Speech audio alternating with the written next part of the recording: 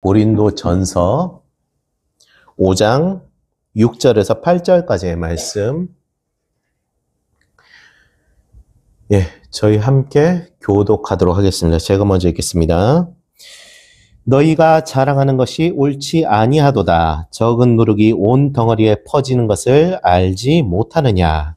너희는 누룩 없는 자인데 새 덩어리가 되기 위하여 묵은 누룩을 내버리라. 우리의 유월절 양 곧 그리스도께서 희생되셨느니라. 같이 읽겠습니다.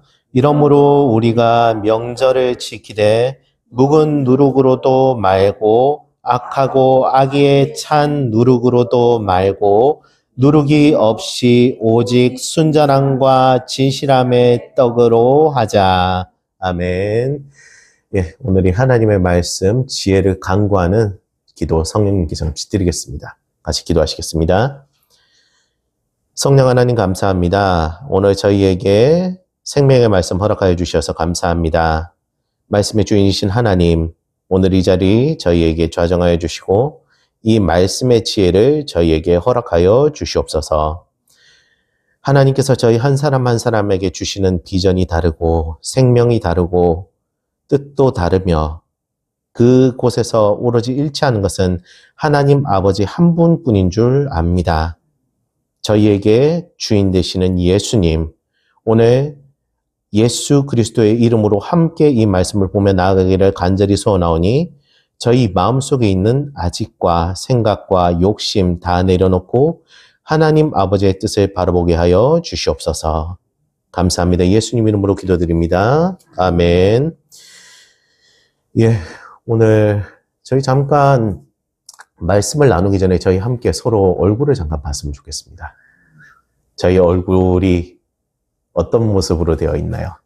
이웃의 모습이 웃는 얼굴일 수도 있고 좀 어색한 얼굴일 수도 있고 그리고 약간 힘들어 보이고 자기 내면에는 또 다른 모습이 있을 수도 있습니다.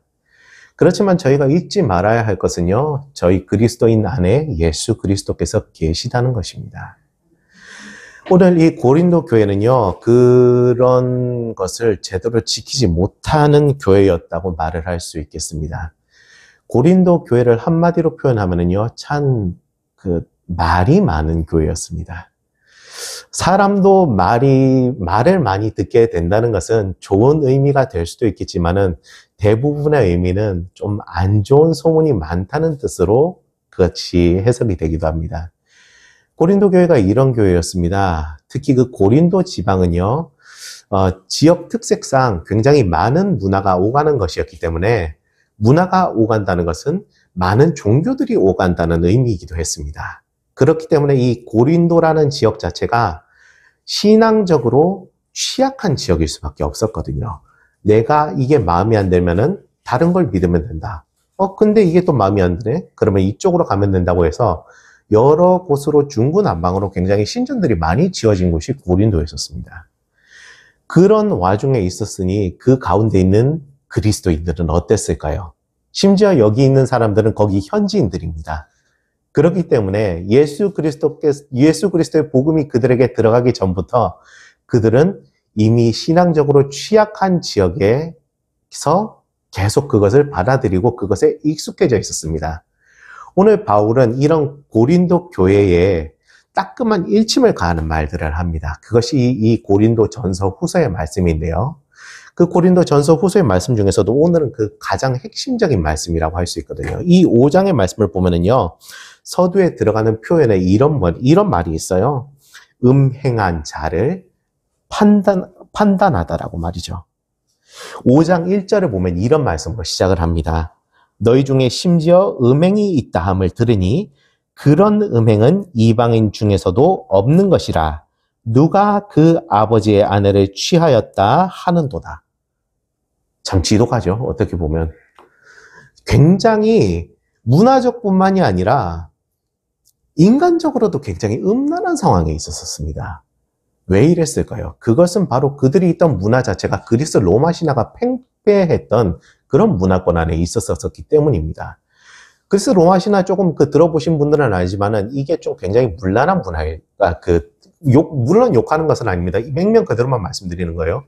그 문화 자체가 그렇고 신화 자체도 그렇고 참 그 말로 표현할 수 없을 정도로 굉장히 족보가 엉망인 족보거든요. 거기가. 그런 와중에 있다 보니까 이 사람들도 그냥 그게 되게 흔한 거예요. 그 성적인 것으로도 굉장히 인간적으로 저게 괜찮을까 싶은 그런 성적인 것들이 굉장히 많았었고, 그렇기 때문에 그런 문화적 환경 속에 이런 고린도 교인들이 있었으니 엉망이 될 수밖에 없었죠. 바울은 거기에 굉장히 큰 일침을 가합니다. 니들이 진짜 그랬다고? 음행을 했다고?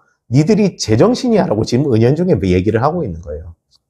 그런데 3절에 이런 말씀이 있어요. 내가 실로 몸은 떠나 있으나 영으로는 함께 있어서 거기 있는 같이 이런 일 행한 자를 이미 판단하였노라.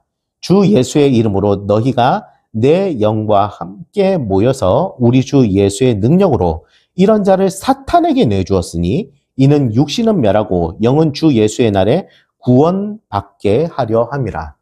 자, 여기에서 말씀이 조금 애매모호한 말이 있어요. 보면은 육신은 뭐라고? 영은 주 예수의 날에 구원을 받게 하려 함이라고 말이죠. 이런 와중에도 포기는 하지 않는 겁니다. 너희가 회개해라는 거죠. 이런 상황에 있어도 너희가 문화해지고 관습해지고 그 자리에 있는 신화해질 것이 아니라 실존하시는 하나님, 실존하시는 유일신이신 예수 그리스도 안으로 돌아오라는 것입니다. 너희가 육신에 지지 말라는 것은 그냥 육신을 허탈하게 여기는 것이 아니라 영적인 것에 집중을 하라는 거죠. 바로 예수 그리스도께 집중을 하라는 것입니다. 예수님의 특징 중 가장 큰 것 하나는요, 그분이 성령님과 함께 하시는 분이시라는 것입니다. 우리는요, 세상을 살아가면서 눈에 보이는 것 때문에 굉장히 좌지우지 될 때가 많습니다. 그것은 어떤 음욕일 수도 있고요, 어떤 주의일 수도 있고요, 어떤 이념일 수도 있습니다. 그렇지만 우리 그리스도인은요, 그 가운데 보이지 않는 것을 우리 안에 지니고 있어야 됩니다. 그것이 바로 성령님이시며 이미 우리 안에 역사에 계시는 예수 그리스도인 줄로 믿습니다. 고린도 교인들에게 지금 바울이 강조하고 있는 것이 이거예요. 너희가 다른 것에 빠질 것이 아니라 예수 그리스도와 동행하면서 그 음욕을 이겨내라는 거죠. 음욕이라는 것은요, 다른 것을 말하는 것이 아닙니다. 내가 정말 바라봐야 할 것에서 눈을 돌리고 있는 상태를 음욕이라고 해요. 내 눈이 향해야 될 것을 다른 곳을 바라보고 있다는 거죠. 그곳에 예수님이 계시는가 안 계시는가 그걸 체크를 해봐야 됩니다. 내가 눈을 돌리는 방향이 과연 예수님이 계시는 방향일까? 내가 생각하고 있는 방향이 예수님이 계시는 방향일까? 내가 지금 걸어가고 있는 육신의 이 길이 예수 그리스도께서 걸어가시는 길일까? 라고 생각을 하라는 거죠.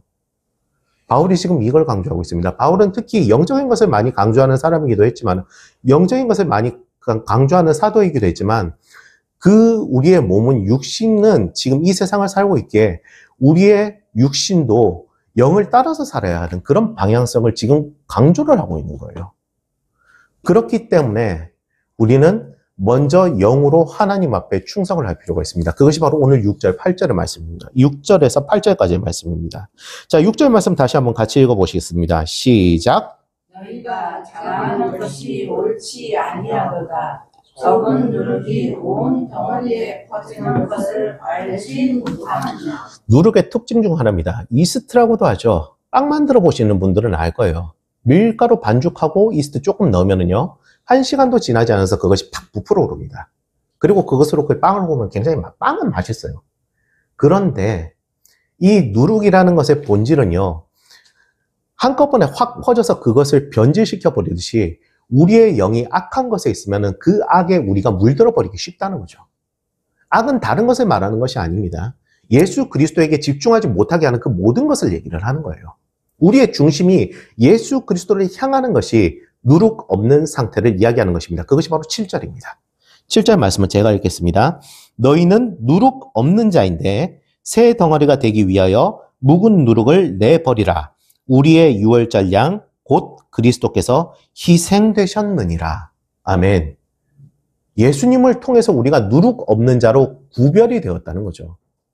우리는요, 거듭난 존재입니다. 원래는요, 우리가 이 누룩을 받은 반죽처럼 부풀어 있는 상태였고 그것을 절대 분리할 수 없는 상태였지만은 예수 그리스도께서 우리에게 오심으로 인해서 우리에게 도저히 빠질 수 없었던 악이라는 누룩이 빠져나간 거예요. 우리는 반죽의 상태로, 새 반죽의 상태로 돌아온 것입니다. 그럼 우리가 이제 어떻게 해야 될까요? 8절입니다. 같이 읽으시겠습니다. 이거 정말 중요하니까요. 시작. 이러므로 우리가 명절을 지키되 묵은 누룩으로도 말고 악하고 악의에 찬 누룩으로도 말고 누룩이 없이 오직 순전함과 진실함의 떡으로 하자. 아멘. 여기서 명절이라고 되어 있죠. 명절 뭡니까? 특별한 날입니다. 그럼 그 특별한 날은 뭘까요? 바로 예수 그리스도와 동행을 하는 날이죠. 우리에게 있는 그 365일이 모두가 이런 한 예수 그리스도와 동행하는 그런 나날이 되어야 하는 줄로 믿습니다. 자, 여러분, 이제 우리가 어떤 떡이 되어야 한다고요? 마지막 같이 읽어보시겠습니다. 시작. 누룩이 없이 오직 순전함과 진실함의 떡으로 하자. 아멘. 순전함과 진실함입니다. 순전하고 진실하라는 것은 우리가 처음 상태, 바로 하나님께 받은 사람 그 본연 자체의 모습을 의미하고 있는 것입니다. 여러분, 이 시간 우리가 하나님께서 우리를 처음 지으셨던 그 모습으로 돌아가는 은혜가 있기를 간절히 소원합니다. 그러기 위해서 하나님은 우리에게 특별한 장치를 마련해 놓으셨습니다. 바로 기도고요. 바로 회개입니다. 회개로 인해서 우리는 언제든지 예수 그리스도 앞에 순전한 모습으로 돌아갈 수 있는 줄로 믿습니다. 그러나 그것은 입으로 고백하는 것이 아니라요. 영으로, 정말 전심으로, 정말 나의 모든 것을 하나님께 돌아가겠습니다라는 그 맹세 안에서 이루어지는 하나님과의 놀라운 교제 안에서 진실한 고백으로 이루어지는 줄로 믿습니다. 포복절도라는 말 아실 겁니다. 포복절도가 뭡니까? 배를 감싸 안고 깔깔거리며 웃는 걸 말해요. 근데 이 절도라는 것이요, 엎어져서 웃는 걸 얘기를 하는데 그만큼 무방비하다는 겁니다. 우리가 예수님 안에서 이런 모습이 되어야 돼요. 예수님을 품고 있을 때 우리에게 웃음이 나옵니까? 예수님이 있을 때 우리가 예수님 앞에서 정말 무방비한 상태로 있습니까? 그 무방비한 상태로 있을 때 우리는 예수 그리스도와 닮아가는 상태가 됩니다. 영적 무방비는요, 예수님과 함께 할 때는 그것이 큰 은혜가 됩니다.